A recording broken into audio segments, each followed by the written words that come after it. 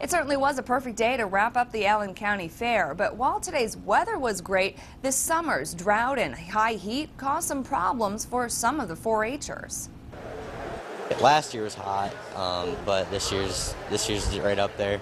Drought and record heat didn't stop the Allen County Fair from coming to town, but it did squash the gardening competition. I wasn't able to bring anything because none of our vegetables grew because of the heat.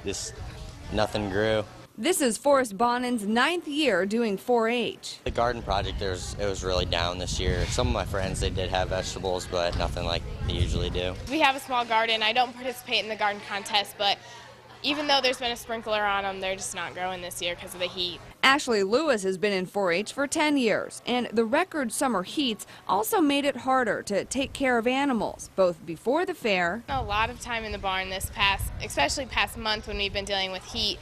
A lot of fans. I know maybe my dad's not so happy about the electricity bill because of all the fans that are running in the barn, but we get up early in the morning and walk so that it's cooler, and then rinse at noon and eat in the evening again to keep animals cool. And at the fairgrounds. Everyone's affected the same by the heat. All the animals are all stressed out from bringing them here, and they need to be cooled down, so the fans in the water really help. Rinse multiple times a day. If you walk by the cattle barn, I'm sure, or hog barn, you'll see animals out being washed all the time. While the abnormal weather did change some fair routines, it didn't change the family fun had by kids of all ages. The fair ended earlier today. Tomorrow the exhibits will be taken down and some of the animals will be auctioned off.